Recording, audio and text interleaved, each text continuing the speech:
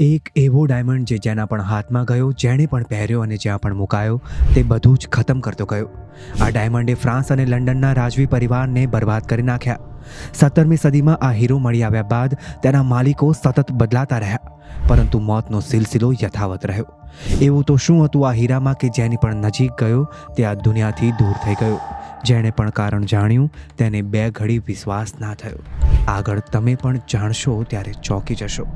આ હીરા વિશે વાત કરીએ તો તેનું નામ છે હોપ ડાયમંડ, જે હાલ અમેરિકામાં છે. આંધ્રપ્રદેશના વજ્રકરુરના કિમ્બરલાઇટ ક્ષેત્રમાંથી તે મળ્યો હોવાનું મનાય છે. 17મી સદીમાં હીરો મળી આવ્યા બાદ તેના માલિકો સતત બદલાતા રહ્યા. ફ્રેન્ચ વેપારી જીન બાપ્ટિસ્ટ ટેવર્નિયરે હીરાને કંડારા વિના જ ખરીદી લીધો અને ફ્રાન્સના રાજા લુઈ ધ 14ને વેચ્યો. રાજાએ હાર બનાવડાવ્યો અને હીરાને ગળામાં પહેર્યો, અને પછી હીરાએ તેનું કામ શરૂ કર્યું. જ્યારથી આ હીરો પહેર્યો ત્યારથી રાજાને ગેંગ્રીન નામની બીમારી થઈ ગઈ. શરીર સડી ગયું અને તે મોતને ભેટ્યા. આ હીરો આટલીથી ન અટક્યો અને તેમના ઉત્તરાધિકારી લુઈ ધ 15 પાસે પહોંચ્યો અને 1774માં તેમનું પણ મોત થયું. એ પછી કિંગ લુઈ ધ 16 પાસે હીરો પહોંચ્યો અને તેમની પત્ની મેરીને તે ખૂબ જ ગમી ગયો. હીરો પહેર્યો અને પછી જેનો ડર હતો એ જ થયું. ફ્રેન્ચ ક્રાંતિ થઈ અને પ્રજાએ રાજા રાણી બંનેને મારી નાખ્યા. મોતના હીરાની સફર આગળ વધી. ફ્રેન્ચ ક્રાંતિ દરમિયાન હોપ ડાયમંડ ચોરી થઈ ગયો, જેના 2 દાયકા બાદ લંડનના રાજવી પરિવાર પાસેથી તે મળી આવ્યો. જો કે ત્યાં સુધી પહોંચતા હીરાની તાસીર જ બદલાઈ ગઈ હતી. લંડનમાં આ હીરાના 2 ભાગ પાડવામાં આવ્યા. પહેલો ભાગ કિંગ ચાર્જ ચોથા પાસે પહોંચ્યો અને 1830માં તેઓ પણ મોતને ભેટ્યા. રાજાના મોત પછી વંશને આગળ વધારનારું કોઈ નહોતું બચ્યું. રાજાના પરિવારે આ હીરાની ગંભીરતાને સમજી રાજ્ય અને પોતાને બચાવવા માટે તેને વેચી નાખ્યો.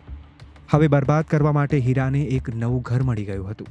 હવે હીરાનો માલિક હેનરી ફિલિપ હોપ હતો, જેના નામ પરથી હીરાને હોપ ડાયમંડ નામ મળ્યું.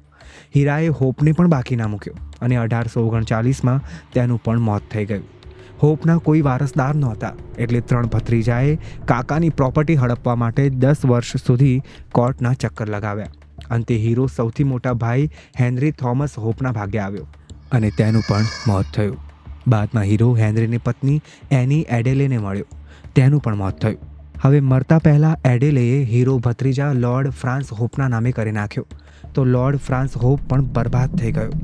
તેણે આ હીરો એડોલ્ફ વિલને વેચી નાખ્યો, જે જુદા જુદા માલિકો પાસે થઈને 1910માં પેરિયર કાર્ટિયર પાસે પહોંચ્યો. કાર્ટિયરે આ હીરો 11 વોલ્શ મેકલેનને વેચ્યો ને ખુશખુશાલ મેકલેનની અહીંથી પડતી શરૂ થઈ ગઈ. મેકલેનના સાસુ 9 વર્ષનો દીકરો અને પતિ એક પછી એક મોતને ભેટ્યા. હવે દીકરી અને મેકલેન પોતે જ બચ્યા હતા. દીકરી પણ ડ્રગ્સ ઓવરડોઝના કારણે મરી ગઈ અને છેલ્લે 1947માં મેકલેનનું પણ મોત થયું. મેકલેને મરતા હીરો હેરી વિન્સ્ટનને વેચ્યો. હેરીએ ઘણા વર્ષો સુધી હીરાને પ્રદર્શનમાં મૂક્યો. હવે મહત્વની બાબત એ છે કે અહીં હીરાએ હેરીને કોઈ નુકસાન ના પહોંચાડ્યું.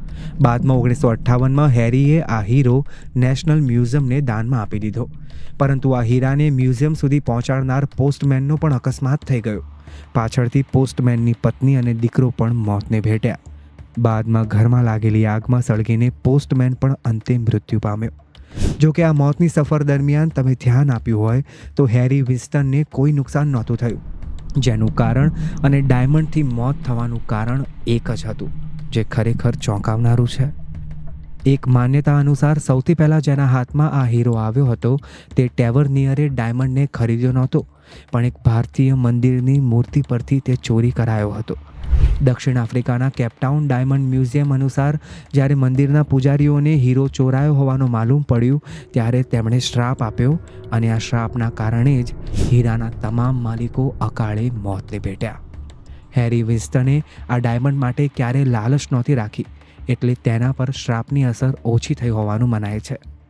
આટલા લોકોનો ભોગ લેનાર આ હીરો હાલ અમેરિકાના મ્યુઝિયમમાં છે.